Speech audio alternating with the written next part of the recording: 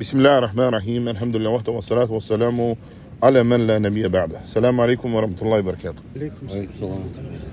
Kısa olarak fayda kimi götürək ki, yani bu meseləni Əhl-i Sünnə və Cəmaənin böyük alimlərindən olan Şeyx Rabi Mədxəli rahimehullah öz kitabında gətirir bu meseləni. Bu meseledir ki, deyir ki, mümin üçün yəni çox ağırlıdır, acılıdır.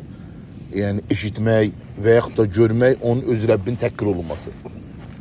Yəni ki, ki Allah istehza olunur, Allahın dini rədd olunur və ya da qəbul olunmur. Bu mümin üçün çox ağırlı haldır. Və bunu Şeyx rahimehullah Allaha dəvətdə Peyğəmbərlərin mənhəzi kitabında gətirir. Peyğəmbərlərin mənhəzi kitabında gətirir. Və buyurur ki, mümin üçün zindana atılmaq, zülm görmək, hətta ən şiddətli ağrılar belə onun Rəbbinin təhqir olunmasından, dininin yalanlanmasından onun üçün daha yüngüldür. Və dəlil olaraq hansı hədisi gətirir? Ayşə anamızdan gələn rəvayəti. Ki, İmam Buxarinin rəvayətində Ayşə anamız radiyallahu anh deyir ki, Səəltun Nəbi sallallahu aleyhi və səlləm, Peyğəmbər sallallahu aleyhi və səlləmdən soruşdum ki, Həl ətə aleykə yevmən kən əşəddü min yevmi Uhud? Yəni sənə Uhud günündən daha şiddetli gün olur mu? Daha əziyyət olunan bir gün olur mu? Ayşə anamız Peyğəmbər sallallahu aleyhi və səlləmdən soruşur. Peyğəmbər sallallahu aleyhi və səlləm buyurur ki, Qalə ləqəd ləqit min qavmikə mə ləqit. Yəni mən artıq sən qövmündən gördüyüm yəni əziyyətləri görmüşəm. Və kən əşəddu mə ləqit minhum yevmə əqabə. Və mənim üçün həmin günlərin ən əziyyətlisi Əqabə günü idi. O gün ki, həmin gün mən özümü İbn Abdülyəlil, İbn Abdükuləliyə təqdim elədim, yəni həmin topluma. Onu İslam'a dəvət elədim, lakin o mənim istədiyimi cavab vermədi və İslam'ı qəbul eləmədi.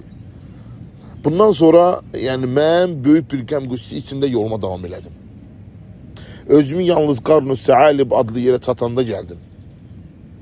Fikir verin Muhammed sallallahu aleyhi ve sellem o zaman ki Allah'ın dəvəti qəbul olunmur. Onda onun üçün ən ağırlı gün olur. Demədi Uhud, baxmayaraq ki Uhud döyüşündə dişi qırılıb, yaralanıb, nə qədər sahabələr şəhid olub, əmisi Seyyid-i Şühədə, şəhidlərin Seyyidi Həmzə radiyallahu anhu şəhid olub, ona baxmayaraq dedi ki, mənim üçün ən ağırlı gün, ən şiddətli gün qövmünün o mən dəvət elədim, mənim dəvətim icabət olunmadığı gündür. Və Peyğəmbər sallallahu aleyhi ve sellem buyurur ki, mən qəm qüssə içində yoluma davam edirdim. Ta ki gəldim çatdım orada Qarn-ı Səalib adlı yerə. Çatanda başımı qaldırdım, gördüm ki büyük bir bulut var. Bulut mənə büyük bir bulut kölgəsi alıb. Və gördüm ki bulutun içində Cibril var, Cəbrail var. Bulutun içində kim var? Cəbrail. Fənədəni mələkul cibal fəsəlləmə aleyyə. Və Cəbrail dedi ki, biz bilirik sənin qövmünün sənə nə elədiyini. Və yanında kim var idi? Dağlar mələyi var idi. Allah dağlar mələyini sənə göndərib ki, sən istədiyini ondan istəyəsən, o da sənin istədiyini neynəsin? Yerinə yetirsin. Sonra dağlar mələyi məni fədədəni, məni çağırdı, fəsəlləmə aleyyə və mənə salam verdi. Ne dedi? Mənə salam verdi. Dedi, sümmə qal ya Muhammed. So dedi, ey Muhammed. Qale zəlikə fīmə inşidə ən təbbuq aleyyə əqşibəyin. Dedi, ey Muhammed, nə əmr etsən onu edəcəm. Əgər əmr eləsən ki, bu iki dağı bir-birinə vurum, onların üzərinə keçirim dağı, onu da eləyəcəyim. Və Peyğəmbərimiz sallallahu aleyhi ve sellem neynədir? Və qale Nəbi sallallahu aleyhi ve sellem, bəl, əksinə, ərcu ən yəxricəllah min əslabihim mən ya'budullah və la yüşrik bi şeyə. Mən ümid edirəm ki, Allah subhanahu ta'ala onların belindən elə bir toplum çıxartsın ki, nəsillərindən, onlar Allaha ibadət eləsinlər və ona hiçbir şeyi şərik qoşmasınlar. Alimlər deyir ki, bu Peyğəmbər sallallahu aleyhi ve sellemin rəhmətidir və həmin insanlara qolanan şəfqətidir.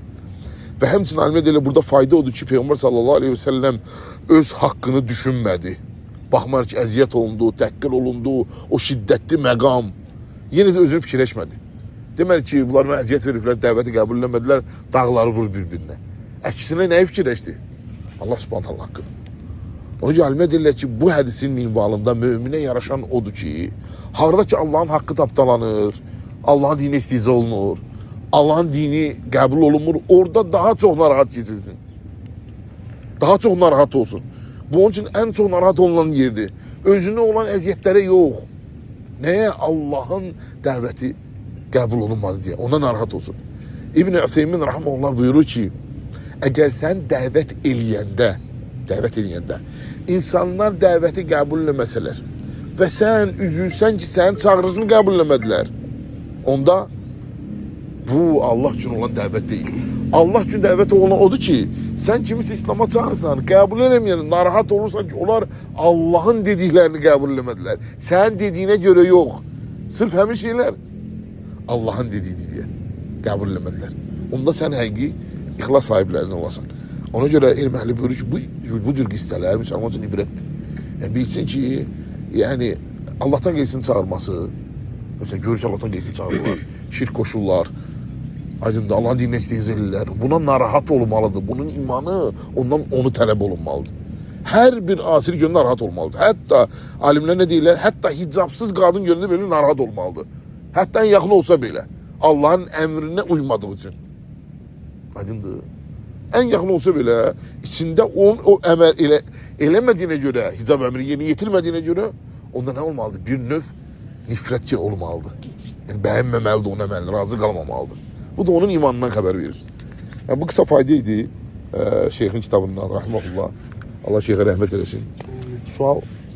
Selamun aleyküm, rahmetullah, salam aleyküm. Allah subhanə sizə bərəkət versin. Sualım odur ki, Allah Resulü s.ə.v-in vaxtında sahabələr radiyallahu anhum deyir ki, biz ondan bilərdik ki, Allah Resulü s.ə.v zöhr və əsr namazlarında Quran oxumaqların saqqalı tərpənməyindən. Yəni bu ona dəlalət edir ki, imam namaz qılanda ona baxmaq olar yoxsa yox. Barakallahu fik. Bismillahirrahmanirrahim və salatu və selamu alə mən lə nəbiyyə bə'də. Yəni burada məsələ namaz qılanın namaz qıldığı zaman hara baxması haqqındadır. Bu, yəni ümmətin alimləri bu məsələdə barədə geniş danışıblar. Təbii ki, yəni bizim indi o məqam deyil ki, o barədə geniş danışaq. Qısa olaraq deyək ki, namazda namaz qılanın hara baxmağı haqqında səhih bir hədis gəlməmişdi. Səhih bir hədis gəlməmişdi. Hara baxması haqqında. Alimlərin çoxları deyirlər ki, bir dəlil var, səhih. O da təşəhhüddə şəhadət barmağına baxmaq haqqındadır. Amma namazın rükuda, qiyamda hara baxmaq haqqında konkret bir səhih bir hədis gəlməmişdi. O alimlər ki, çoxluq alimlər deyirlər ki, səcdə yerinə baxılır. Bu barədə belə səhih konkret olaraq bir dəlil yoxdur. Ona görə ümmətin alimləri ixtilaf ediblər. Namazda namaz qılan hara baxır. Bir qism deyib ki, səcdə yerinə baxır. Dediyim kimi, əvvəldə qeyd edədiyim kimi, bu barədə səhih bir dəlil yoxdur. Gələn rəvayətdə zəifdir. Digər bir qism isə deyilir ki, önünə baxır. Bəzi alimlər sahabələrin Peyğəmbər sallallahu aleyhi ve sellemin saqqalının tərpənməsindən və ya titrəməsindən dəlil çıxardıb deyiblər ki, namaz qılan üçün namazda ən yaxşısı önünə baxmaqdır. Yəni, qiblə istiqamətinə baxmaqdır.